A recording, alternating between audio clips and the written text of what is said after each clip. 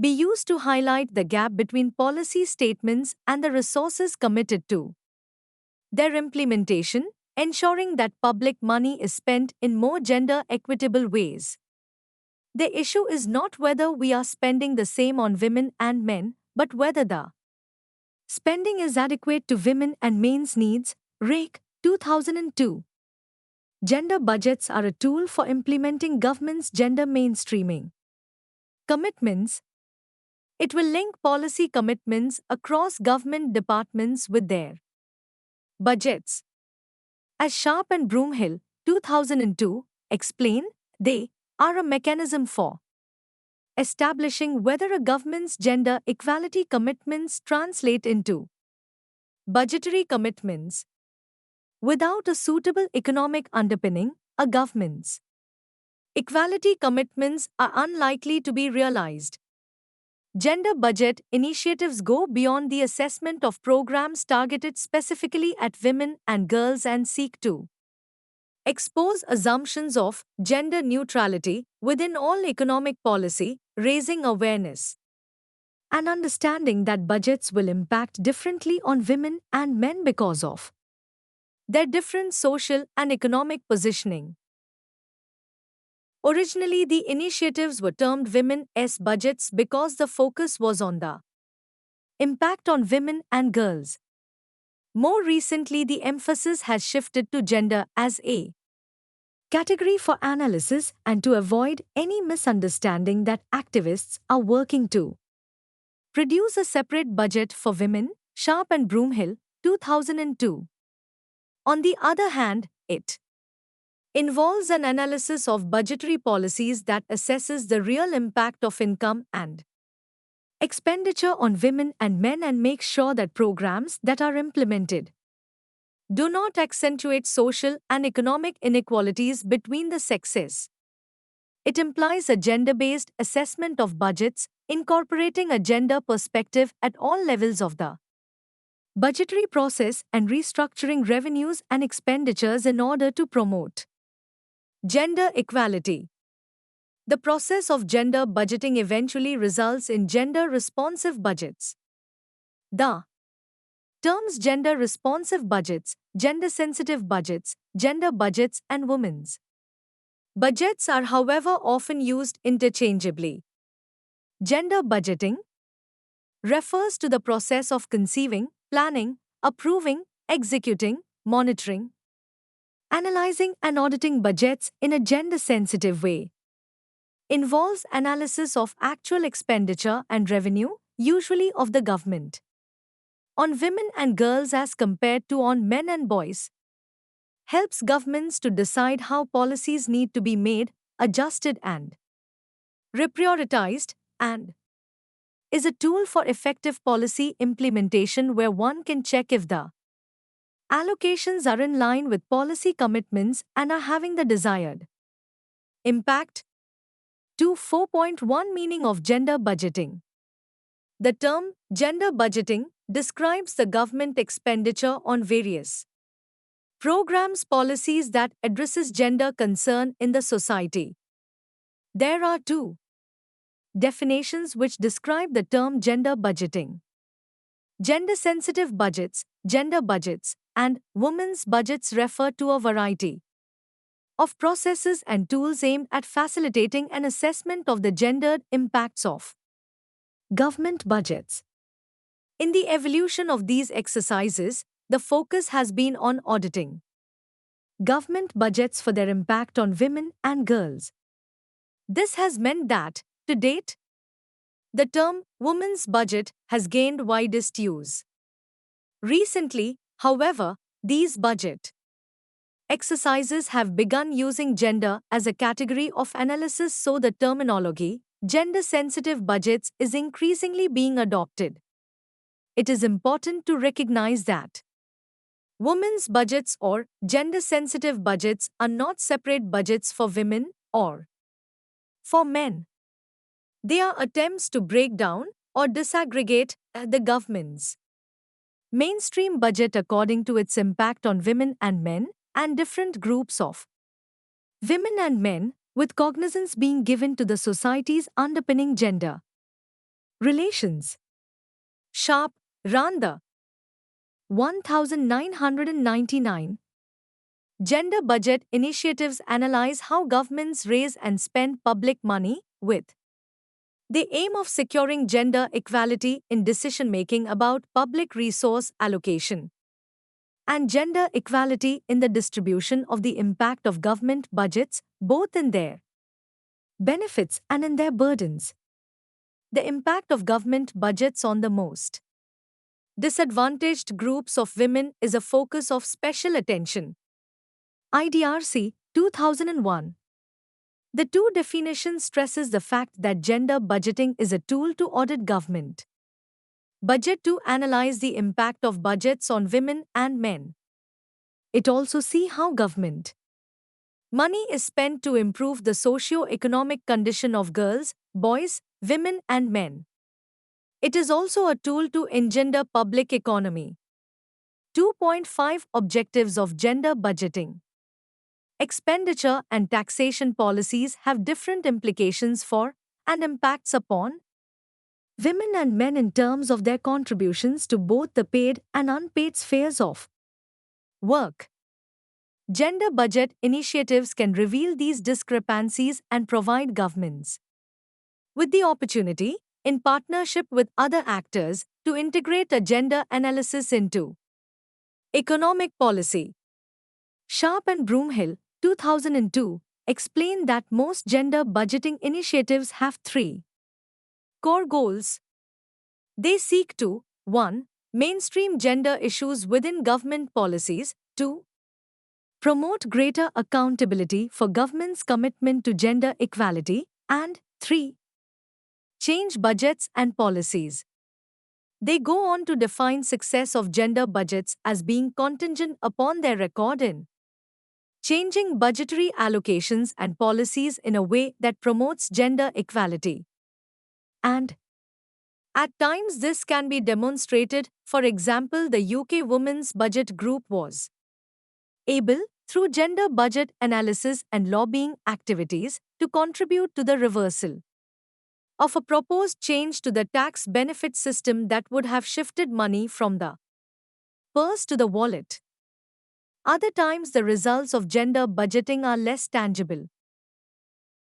Susan Himmelwaite, 2002, embraces both the equity and the efficiency arguments for gender budgeting.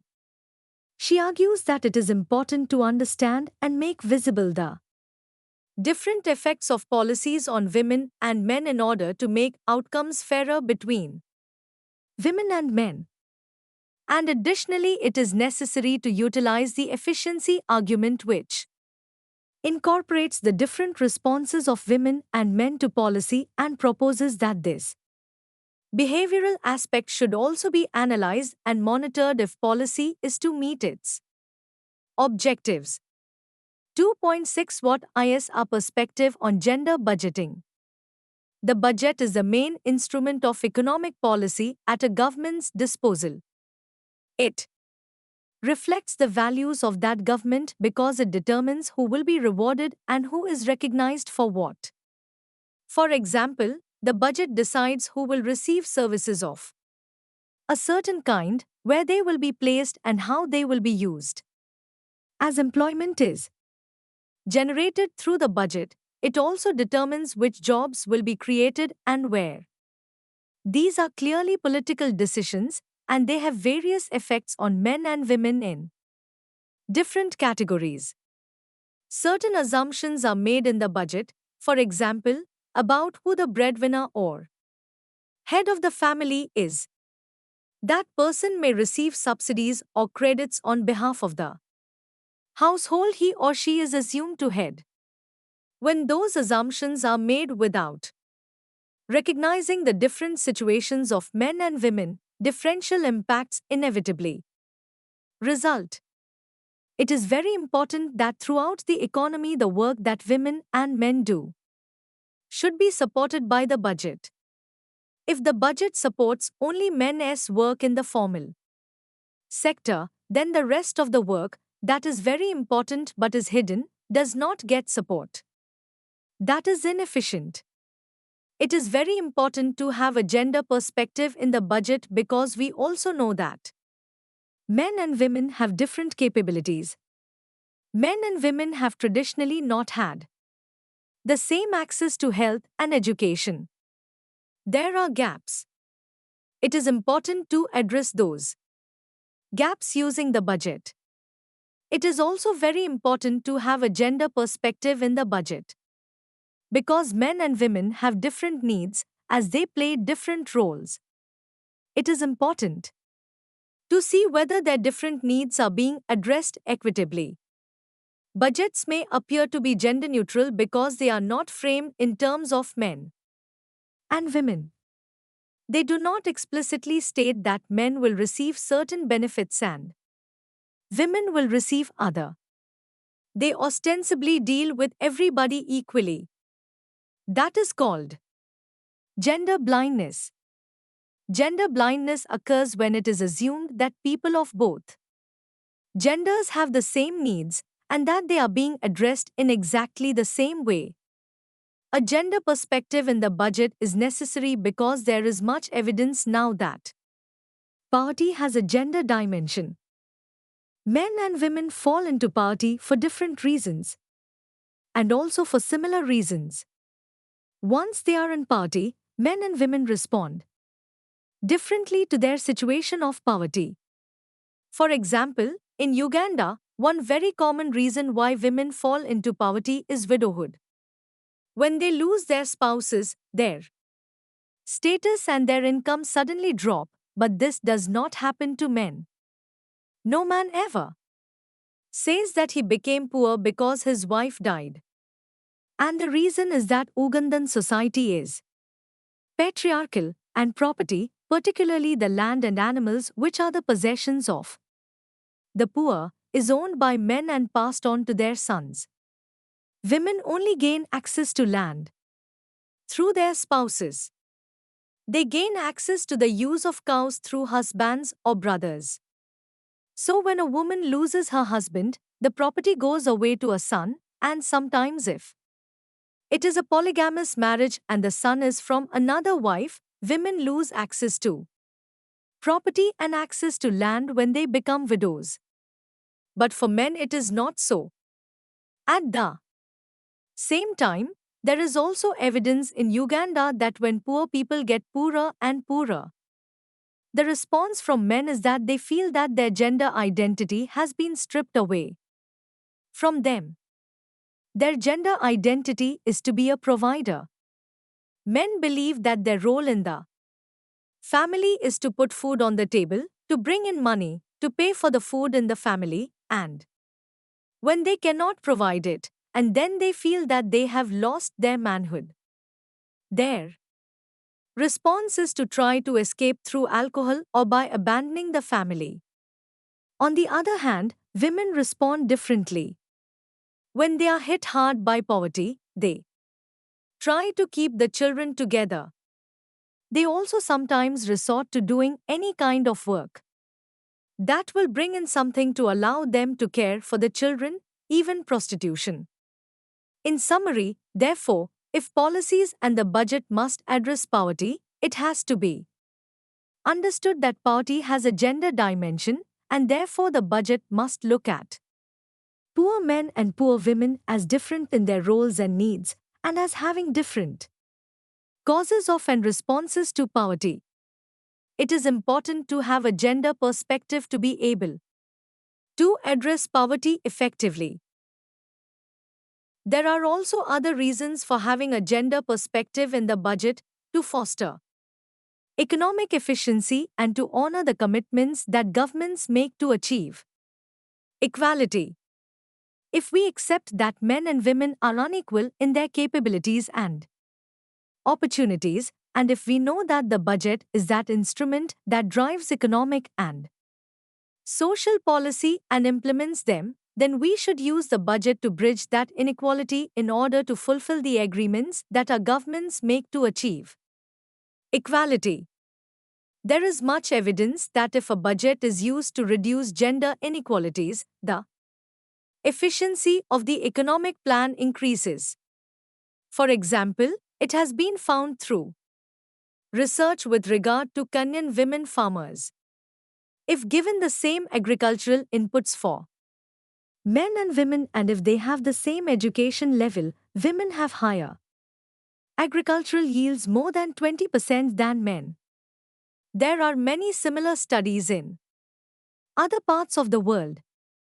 Time use surveys and research on how women use their time provide evidence that when women's domestic burdens such as fetching water and firewood, looking after children, cooking and cleaning are reduced through the effects of public policy, such as the provision of water or energy-efficient stoves, household income increases because women have more time to look for paid work and bring money to the home. Also, more children go to school because daughters are usually kept at home to help their mothers with domestic work. Studies have shown that there is a strong linkage between reducing the time burden on women and school attendance by girl children. There is also evidence that when mothers have incomes, a greater part of that income goes to the welfare of the children like health, nutrition, and education. So, if the government has made children's primary education as a policy priority, then that policy can be more efficient if it also helps women to earn an income, because then they will buy school uniforms and books, they will feed their children better, and the children will go to school and study better. These are examples of how economic efficiency is increased by interventions that address men and women in their particular roles and by reducing gender inequalities. Policies and budgets should also take into consideration the hidden economy. For example, many countries around the world, both developed and poor countries, are restructuring health services to achieve what they call greater efficiency. The efficiency indicators they use are reduction in cost per patient treated, and they try to make sure that for every patient treated they are reducing the cost. To achieve this, there is a policy in Africa that we call home-based care. Home-based care is a policy aimed at discharging patients as soon as possible from hospital and encouraging families to care for their patients at home. This is not economically efficient. This is a transfer of cost because the cost of patient care has been transferred from the hospital, from the public service, and passed on to the family, in other words, to the woman in the household. In the long run, this may have implications even for the economy. If the woman is employed, she will have to leave her job to stay at home to provide the care. She may lose her job because she is off work too often. This kind of analysis is really helped to make the policies more gender responsive. The economy must be seen as the wider economy, not just the formal economy.